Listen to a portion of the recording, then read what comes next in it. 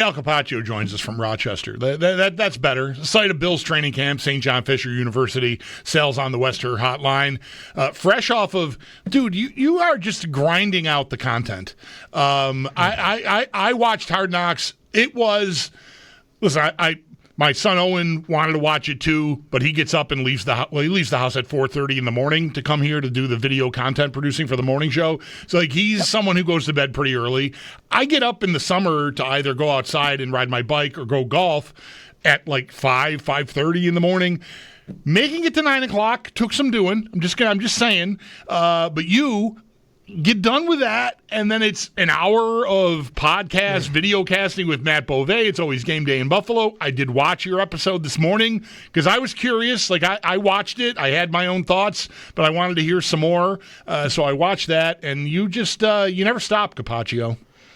I appreciate that. It is a grind. It's that time of year where we have a lot going on and we got to bring the content to the people, and that's what I'm here for, right? I mean, I try to really bring everybody as much information about the Buffalo Bills as they can. And you're honestly like today, it happens every day, but I walk through St. John Fisher, I walk through the parking lots or near the stands, and I can't tell you how many Bills fans come up and just say, hey, thanks for the content. Thanks for the information. And that just really makes you feel good. You know what I mean? Like, makes you feel valuable to what you're doing and putting it out there, right? And I love my job. You know that. I think we work in sports and we talk about sports, and you've been doing it for almost 3 decades now, right? I think. This is going to be my 30th Bills season. Amazing. Yeah. It's amazing. Congrats. And thanks. You wouldn't do that if you didn't, love it. And I do this because I love it. And like last night, I was super interested in watching Hard Knocks, but I know a lot of people want to talk about it. I always say, like, I can talk about the Bills every day. That's fine. I can talk about sports every day. The average person doesn't maybe get to do that. Maybe their outlet is listening to me. Maybe their outlet is talking to me. And I like to be there for that. So Matt and I had this idea. We were going to do a reaction show anyway. And I said, actually, why don't we do it live? Everybody's right there. They're on edge. They got their thoughts right there. Mm-hmm. Let's just put it out live. So we did. And we did the episode live. And Bulldog, we had over 8,000 viewers last night. It was unbelievable. I didn't know how high the number got. I know it got into the 5,000s at one point while I was watching, and then I lost track. But, yeah, that's great. Pretty cool, man. Yeah. So, I mean, I spent the first hour here talking about it. I certainly, any Bills fan, it would have liked the show, and I certainly am enough of a Bills fan still, even though I've been in the media all this time, to like really enjoy and appreciate the show. But it felt like something that the Bills could have produced themselves mostly. Like there was nothing, and I don't know, like, and again, that's not. I don't mean that to come off as negative. I feel like Beauvais watching your video cast there talking about it was kind of in that sort of boat where it's just like I didn't get anything that maybe we don't. It's confirming priors. Deion Dawkins is awesome and has a monstrously huge personality, and you're gonna love him. And like, of course, right? Tre'Davious White. Everything that was presented is stuff I think mostly. Although I didn't know that Deion Dawkins had this hobby, and the custom car and the drifting and all that. So, I mean, I did learn stuff, but I had a guy at the end of last hour who said, I think they came off as boring, and I mean that in a good way, right? There's not any drama there. And I said, well, sure, but they chose to not mention Khalil Shakir's week-to-week high ankle sprain, even though they showed him Friday at practice, and there was footage from Friday's practice, and that's when that injury occurred. And there was no mention of the James Cook situation, and maybe the timing of that is why. But you could have even mentioned something about there being a question about him showing up or participating at the beginning of camp, and they didn't. So I think some of the boring was by choice. Agreed. And I've said it. You just mentioned a little while ago. I was listening.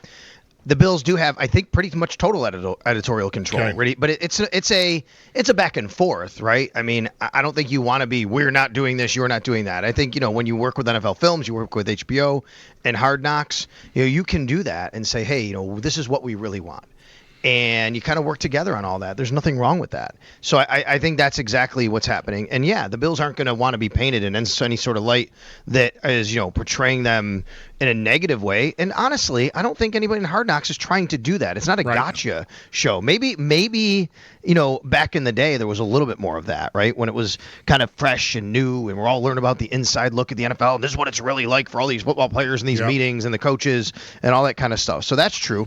But I thought last night was, very much kind of like an embedded series, right? Here is a great look at the Buffalo Bills off the field. I think if every episode goes like last night, it would be considered an unbelievably wild, successful series for the Buffalo Bills. Like, they would love it. Be like, yep, that's exactly what we were looking for. So no problem there. You know what I mean? Yeah, for sure. But I wonder if HBO or even football fans who aren't Bills fans would be like, thanks for the 5 episodes of an infomercial about how awesome the Bills are. Because that's how that could come off eventually. Like, if I'm watching that show and it's about, I don't know, the Dallas Cowboys, and they're not telling me about Micah Parsons, and they're not telling me about any of the stuff, and it's just all, how awesome everyone is, I'd be, I don't know, to some extent, I'm going to roll my eyes at some point. You know what I mean? Yeah. And I think that at some point you're going to probably get a little bit of consternation or something. There's got to be something about James Cook, right? You talked about how they didn't show it, and I do think it had to do with the timing, maybe, of the James Cook situation. Really, the last thing we saw was them practicing in Highmark Stadium, right? And then the James Cook situation happened after that. Right. He practiced at Highmark Stadium. So maybe that. I didn't know. I stepped around. There was no teaser for next week. I know. That was what I got. We got done watching it, and Owen and I looked at one another. It's whatever. It's 10 o'clock. Like, all right, I'm ready for bed. I just turned it off right away. And by the time I got upstairs to go to bed, I went back into the app on my iPad and watched the final sequence again in the credits, because I thought maybe there'd be next week, but there was no trailer. I'm sure there will be one at some point here in the next few days, once they have in mind exactly what they're doing, because they have another week to come up with the next episode. But I thought there might be a little teaser, and that's where we'd see Cook and Shakir, rolling around on a little scooter because his ankle's hurt or whatever. But yeah, there wasn't even that. So, but again, like your podcast co-host was trying to intimate, like, I'm not mad about it. I'm just objectively pointing out, like, it was. There's no way any Bills fan would have walked away from that thinking anything other than, man, my team is awesome, and like they love Josh Allen, and like everything's good here. And again, there's nothing negative about that. It just, there was no presentation of any conflict or anything that could be perceived as a problem. And even the Max Hairston injury was kind of like, hey, there was just this quick bit about it. They obviously showed how his teammates reacted, which I think was, something that they wanted to make sure to show, like, the love of the teammates, what they feel about him. There wasn't much about that. So I'm interested in next week about, about James Cook specifically and his contract situation and how all that plays out. But 2 things for you. Number one, I don't know if you noticed, I'm on video now. I'm saying hi to you. I'm on we opened up. I said, you know what? I got a message over to Zach and G, and I said, hey, I'm in my dorm, and I haven't been on video through to say hi to the bullpen and let them see what's going on over here. It's really kind of boring. It's a cinder block dorm. It's Dorsey Hall, but you know the way it is. You've been here before, so I wanted to say give that experience for everybody. But I did follow up on our conversation yesterday. I made sure to pay attention.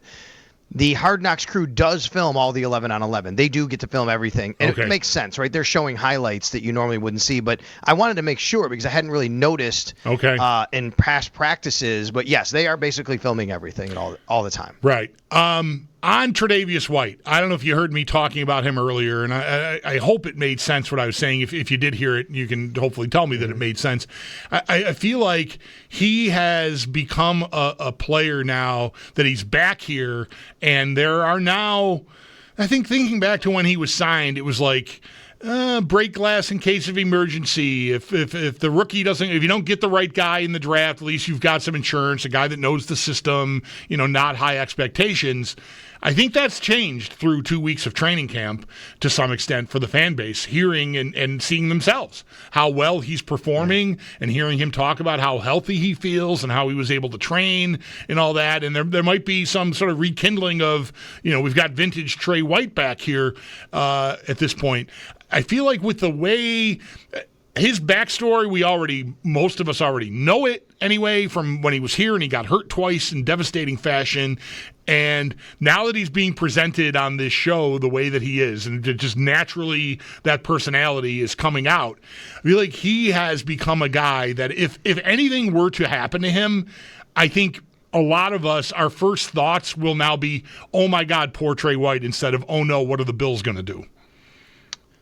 Yeah, I really like that. His personality, if you've covered him when he's here as a reporter, been in this business, we've gotten to know him a little bit, some more than others, and you understood what kind of personality he is. Now, look, Bills fans themselves, the Trey White Goalie Academy, the gregarious personality, the fun-loving Trey, I think you got a glimpse of that.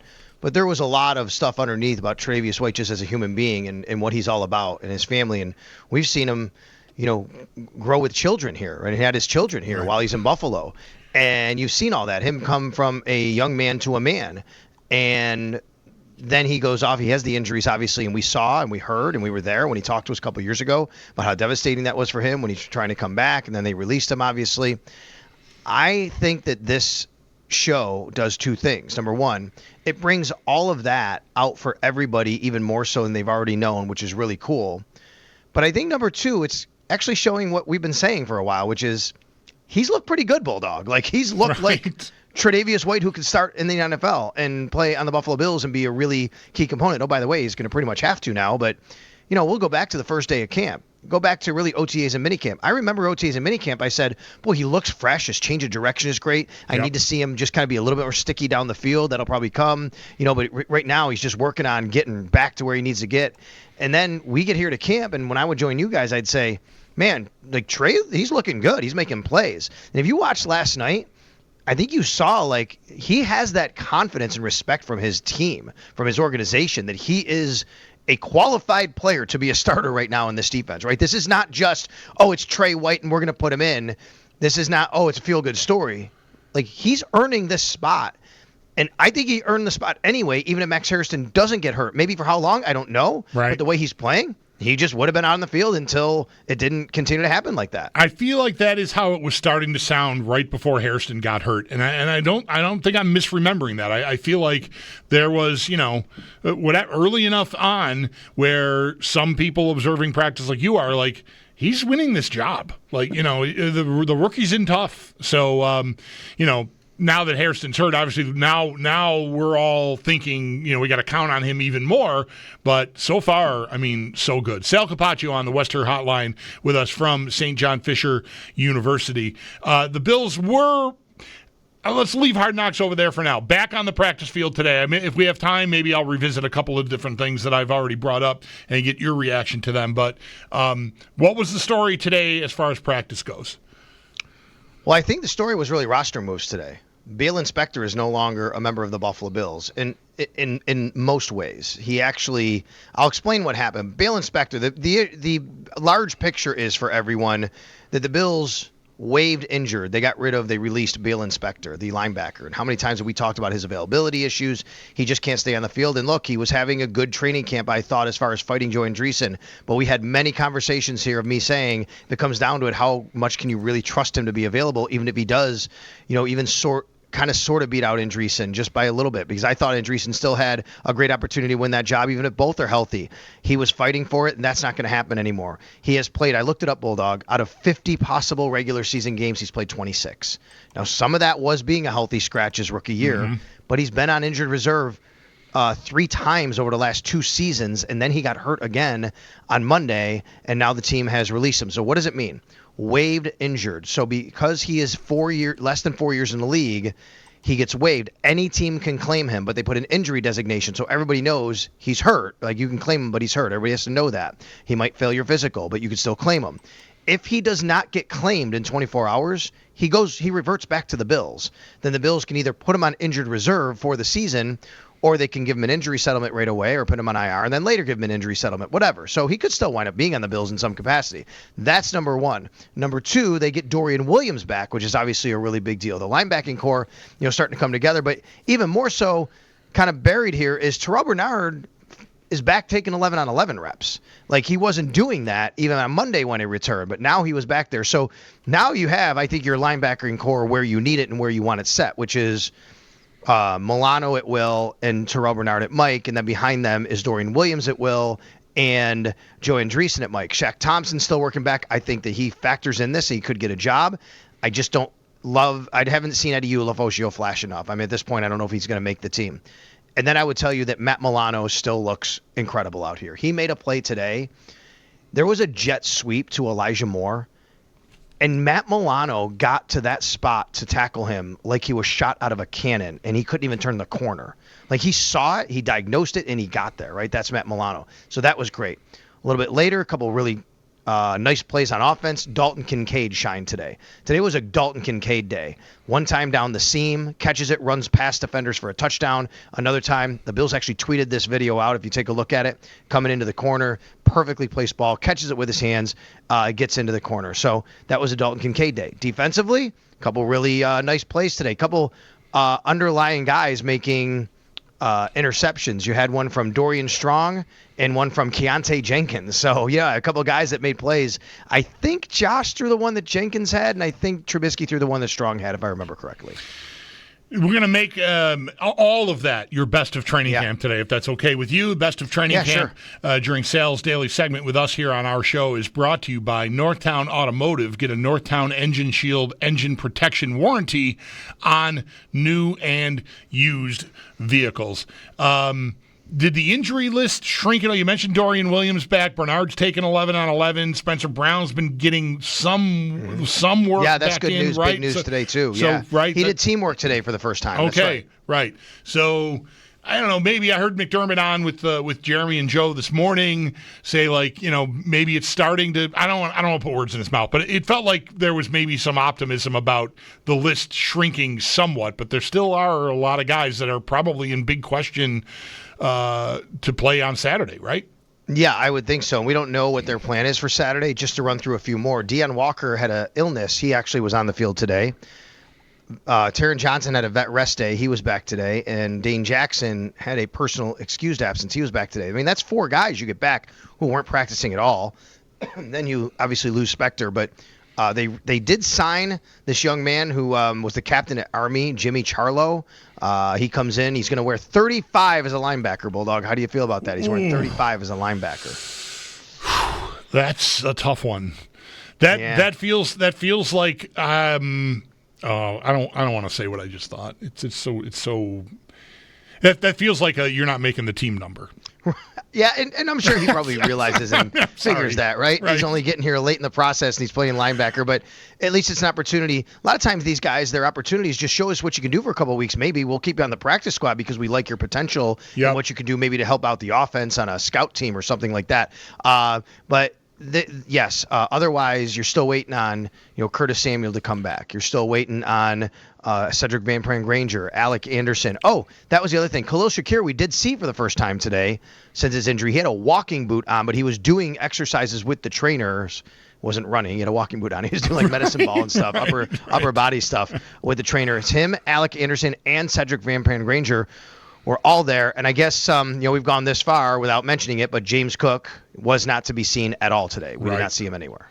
Did you take the sign? They signed a lineman yesterday. Was it Dan Feeney? A lot of experience in the league. Some starts, a lot of starts at center. I think more at guard. But I wondered if that was not a bad sign for Van Pran Granger's availability. I would say there is a game coming up. You need bodies. You need preseason bodies, and I think because they're down in 2 interior guys. That's not only Van Pran Granger, but it's also Alec Anderson. You got to have guys to play, right? You got to put guys in there. This is kind of like, remember last year when they signed, who who was the Brown, the quarterback, and Ben DiNucci, right? Anthony Brown and Ben DiNucci. Then I signed both of them at the end, right, to play. Like, this kind of feels like that, where we need numbers. They released a guy named Jacob Beyer, I think it is. Jacob Beyer, I think is who they released, if I remember right. And he was a lineman. And no, it wasn't. It was Rush Reimer. I'm sorry. Jacob Beyer's still on the team. Sorry to Jacob Beyer's parents if they're listening. He's still on the team.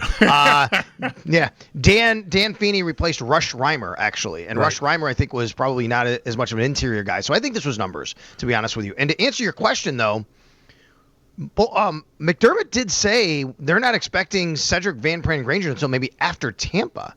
I mean, that's after the last preseason game.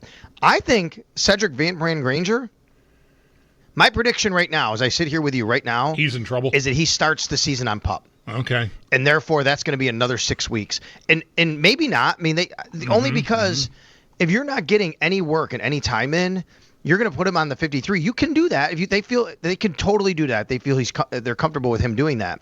But they could also just transition him to PUP. Then it's only 4 games, not 6 actually. Then he only has to sit out 4 games, and they can just use that time for him to get ready. Ramp him up and get him going. Yeah. All right.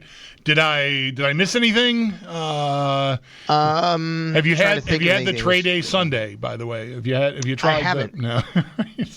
Listen, I'm going to be super honest with you. I have not been to the Pittsford Dairy this entire time in camp this year, and it's a great spot. I've been there before, but like, I'm not Mr. Dairy guy. I like ice cream. Right. But I mean, a lot of people really like to go there, and it's a great spot. I just have not been here this entire trip because I am putting out so much content, I guess. You're so busy. You don't have time for Sundays. Yeah, no, I got you. To the Pittsford Dairy. So, no, listen, tomorrow's the last day of camp. And I mean, I could say this tomorrow, but everybody's just so awesome out here. The security who's out here, the people who are checking, like people walking around and they're, making sure, directing traffic and making sure people have proper badges. Most of them are actually teachers in the Rochester area. So shout out to them. Like, they're, coming here, and this is kind of their summer gig, and they're doing this, and that's really cool.